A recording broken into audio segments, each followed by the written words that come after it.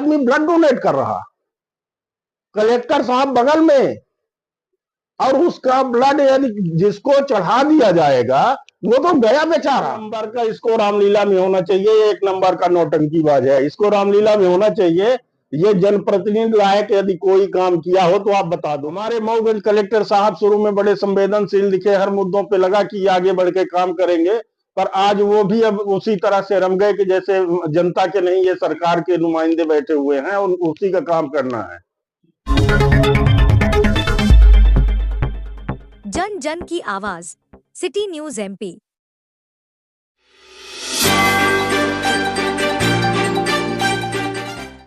आम आदमी पार्टी प्रदेश उपाध्यक्ष एवं मऊगंज पूर्व विधानसभा प्रत्याशी नेता पंडित उमेश त्रिपाठी द्वारा मऊगंज की विभिन्न समस्याओं को लेकर निज निवास पर प्रेस वार्ता आयोजित की।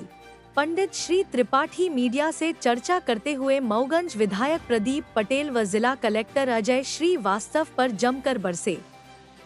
अधूरे पड़े सड़क, डिवाइडर निर्माण, सड़कों पर घूम रहे आवारा पशु तथा शिक्षा जैसे जनहितैषी कार्यों को छोड़कर मऊगंज विधायक प्रदीप पटेल निजी व जातिगत स्वार्थ में भगीरथ बने हैं। वहीं लगे हाथों जिला कलेक्टर की कार्यशैली पर निशाना साधते हुए कहा कि मऊगंज जिला बनने के बाद जिला कलेक्टर के प्रारंभिक कार्यों से लोगों में बड़ी उम्मीद जगी थी, अब कुछ अच्छा होगा। लेकिन अब जिला कलेक्टर भी जनता की सेवा छोड़ सरकार की सेवा में लगे हैं। आइए अब सीधे आपको जोड़ते हैं प्रेस वार्ता से और दिखाते हैं कि मऊगंज के विभिन्न मुद्दों पर पंडित उमेश त्रिपाठी ने क्या कुछ कहा।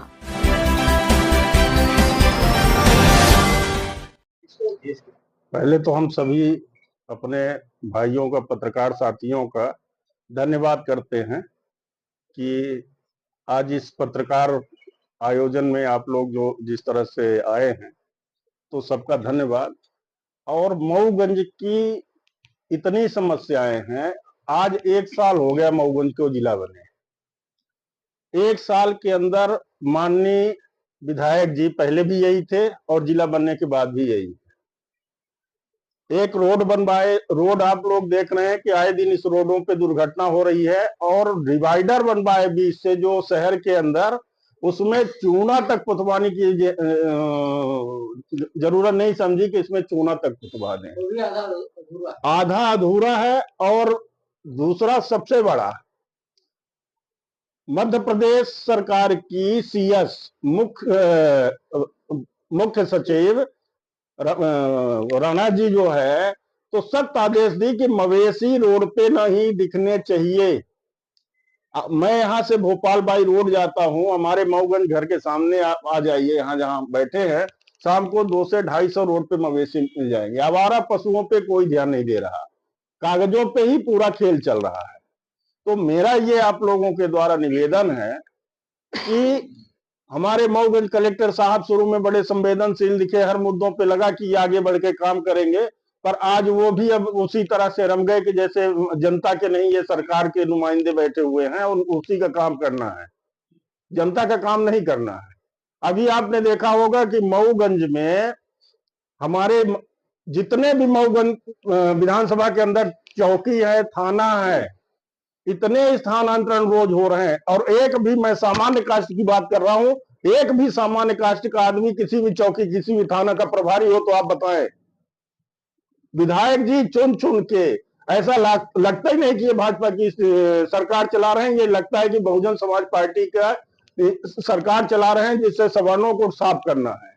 अब हम मऊगंज की जनता को धन्यवाद देते हैं कि कब आंख खुलेगी आपकी, कब आप जागोगे कि कम से कम ये देखो कि प्रदीप पटेल के द्वारा मऊगंज में जो काम किया जा रहा है, तो वो कैसे गैर जिम्मेदाराना और एक पक्षी काम किया जा रहा है। गरीबों की जमीन हड़प के उसमें रोड बनवा देना और उसको हथिया लेना, इनके द्वारा माने मऊगंज के जितने अधिकारी हैं वो सब शामिल हो जाएंगे। आज मऊगंज में एक भूमाफिया राज चल रहा है, जो इसका संचालन प्रदीप पटेल विधायक जी के पूरे परिवार के सदस्य लगे हुए हैं। कोई नाती बना घूम रहा तो कोई भतीजा बना घूम रहा, तो इस तरह से नहीं होगा। मैं आगाह कर रहा हूं आप लोगों के द्वारा कि हमारे पास यदि किसी गरीब की जमीन का इस तरह से मुद्दा आया, तो ये उसके लिए हमसे जो कानूनी कार्रवाई होगी वो हम करेंगे, जैसा हो सकेगा हम करने को तैयार हैं।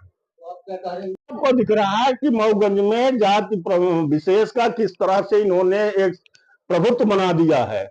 नगर परिषद का भी मामला है, 13 पूरा है, 13 पार्षद कलेक्टर साहब के यहाँ शुक्रवार के दिन भर बैठे रहे, कलेक्टर साहब गायब रहे। शनिवार रविवार सोमवार 3 दिन छुट्टी हो गई। मंगलवार को कलेक्टर साहब के यहाँ 13 पार्षद फिर से जाते हैं। कलेक्टर साहब बोले मेडिकल का आधार बनाए कि हम छुट्टी पे हैं, और जब तक वो वहां रहे तो उनकी कोई सुनने को तैयार नहीं। सिर्फ एक आदमी को बचाने के लिए जो है तो पूरे के पूरे जनप्रतिनिधियों की, मैं तो कहता हूं कि भाजपा के पार्षदों की सुनने को तैयार नहीं है, तो आम जनता की क्या सुनेगा ऐसा जनप्रतिनिधि। एक आदमी को बचाने के लिए जिसका चाल और चरित्र पूरा मऊगंज जानता है, और उसके द्वारा जो इस तरह का काम किया जा रहा, नगर परिषद का आप लोग आरटीआई के द्वारा निकलवा के देखिए कि विगत 2 वर्षों में कितना काम हुआ, कितना पैसा निकाला गया, वो पैसा कहाँ गया, उसका हिसाब तो दे ना। नगर परिषद अध्यक्ष के द्वारा जो पैसा और जो काम किया गया वो बताएं कि हमने कौन सी रोड बनवा दी, कहां से नाली बनवा दी, कहाँ की पैसा निकाले जा रहे हैं। अब वहां भी दिक्कत है। सीएमओ नगर पंचायत सीएमओ देख लीजिए, अध्यक्ष देख लीजिए, जेई देख लीजिए, जो भी देखोगे आप, तो ये कौन सा वो है कि भाई सवर्ण कहीं नहीं रहेगा, उनके ऊपर चुन चुन की कार्रवाई होगी। 1 वर्ष पूर्व ही नगर परिषद का अतिक्रमण हटाया गया था, फिर से उसको हटाने की तैयारी चल रही है, इसको लेकर क्या प्रतिक्रिया देंगे? देखिए, नगर 1 वर्ष पहले जो अतिक्रमण हटा था, तब भी हमने कहा था कि व्यापारियों को टाइम दिया जाए, उनकी सहमत से हटाया जाए, विकास होना चाहिए, रोड बनना चाहिए, नाली बनना चाहिए, अच्छी बात है, पर पहले उनको समय देके उनको व्यवस्थित होने का जो है, तो कम से कम इतना समय दे दो कि वो अपना सामान हटे आ सके, व्यवस्थित हो सके। पर विकास उस समय भी आधा अधूरा रह गया। इधर देखिए ना, कौन सी मिट्टी डलवा दिए हैं रोड किनारे कि थोड़ी सी बारिश हो जाए तो फिसल फिसल के लोग गिर रहे हैं। नाली भी है, डिवाइडर है, और उसने काम किया, पेपर पर जो ब्लॉक लगाया है तो वो उतने में लगा दिया अधिकारियों के घर के सामने। कहे हम लोग टैक्स नहीं देते हैं, नगर पंचायत का हम लोग टैक्स देते हैं, तो वो कहाँ गया। अभी नगर पर खटखरी ग्राम पंचायत के देवरा गांव में विधायक जी धरने पर बैठे थे और एक गंगा आरती भी किए थे, उसके लेकर क्या प्रतिक्रिया देंगे? सबसे देखिए, हम खुद गंगा आरती देखे हैं, ये हम लोगों की आस्था का विषय है, ये हिंदू समाज के नहीं सब समाज के आस्था का विषय है। बनारस की गंगा आरती आप देखिए शाम को तो हजारों लाखों की भीड़ उमड़ती है, अब वो वहां से गंगा जी को ले आके एक नाले में परिवर्तित कर दिए और उस नाले को गंगा बना के वहां आरती करा दी। ऐसे महापुरुष को हम सादर प्रणाम करते हैं कि हे मऊगंज की जनता, आप ऐसे लोगों के आह्वान पे ऐसे इकट्ठा हो रहे हो, और एक धर्म के नाम पे कब तक आप लोगों को के साथ चला करोगे? प्रदीप पटेल, अच्छा प्रदीप पटेल से हमारा साथ में बैठा के आप डिबेट करा दीजिए। प्रदीप पटेल बता दें कि मैं हिंदू धर्म को मानता हूं। मैं आपके द्वारा चैलेंज कर रहा हूं, प्रदीप पटेल बौद्ध धर्म को मानते हैं और मैं उसका प्रमाण दूंगा। प्रदीप पटेल को बैठाइए मेरे सामने, हम चैलेंज करते हैं कि प्रदीप पटेल हिंदू धर्म को मानते हैं कि बौद्ध धर्म को मानते हैं। अभी विगत साल भर पहले जो है, जो कि उन्हीं के घर में कुछ ऐसी घटनाएं घटी हैं, तो उससे आपको नहीं पता कि ये कौन से धर्म को मानते हैं। वो तो दिखाने के लिए, राजनीति में दिखाने के लिए भाजपा ने हिंदू धर्म को जिस तरह से लेके प्रपंच रचा है, वो सब दिखावा है। हम लोग भी पूजा पाठ करते हैं, इसके पहले प्रदीप का आचरण कोई बताने का है, मऊगंज की जनता नहीं जानती।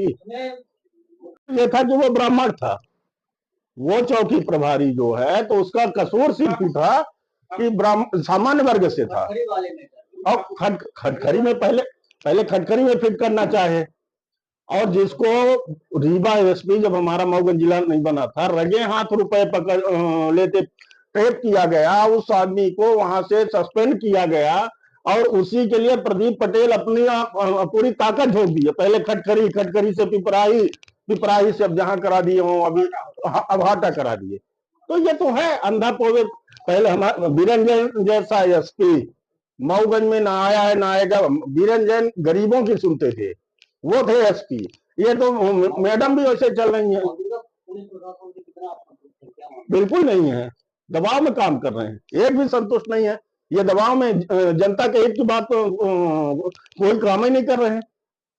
ये तो पूरे दबाव की काम चल रहा है। विधायक जी हमेशा नशे के खिलाफ में रहते हैं, इस विषय में क्या कहें?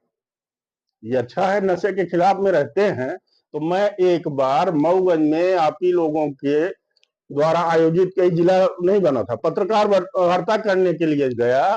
तो मऊगंज का एक कमरा कोने का जो नया बना है उसमें रिकॉर्ड निकालवाइए तो इनके नाम परमानेंट बुक रहता था, और सारे दारूखोर जो है इनके समाज के और जो है इनसे लगे वहां बैठ के दारू मुर्गा करते थे। तो पहले उनको संभाल लें, फिर दुनिया को संभालेंगे। सरकारी रेस्ट हाउस में फिर पीछे बैठ के पत्रकार वार्ता किए थे, समझ गए ना। तो ये दिखावे की राजनीति और नौटंकी है इनकी। ये पहले अपने आप को सुधारे, इसके बाद ये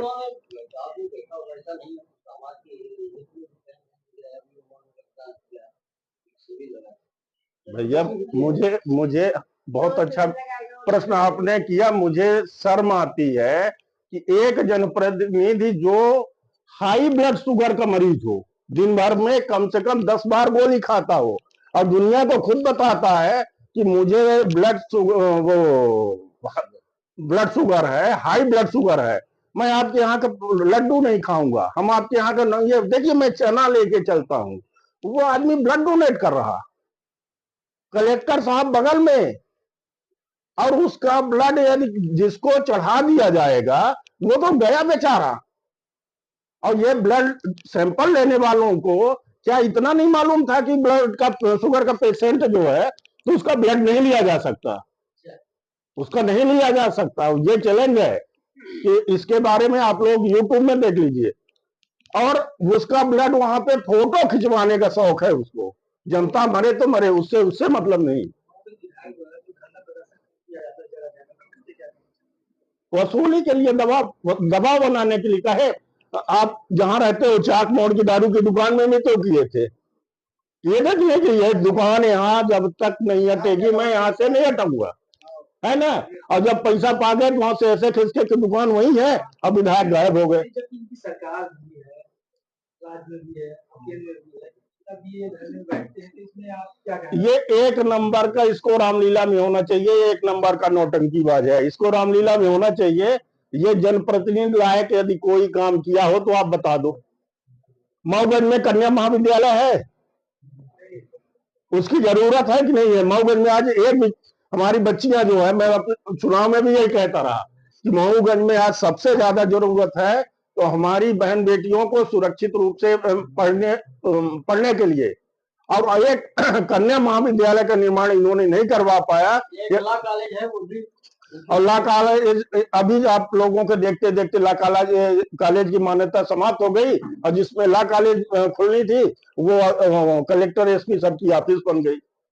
तो शिक्षा का तो ये है, यदि स्वर्गीय रामधनी मिश्रा जी पूर्व विधायक कॉलेज न बनवाए होते तो आज भी मऊगंज के लड़के शिक्षा के लिए तरस रहे होते। शासन प्रशासन द्वारा एक अधूरा काम उनसे छूट गया तो आज तक पूरा नहीं हुआ। मऊगंज में कन्या महाविद्यालय की अति आवश्यकता है, पर कोई ध्यान, क्योंकि उसमें इनका ध्यान नहीं जाएगा, वहां से इनको थोड़ी कुछ मिलने वाला है। बस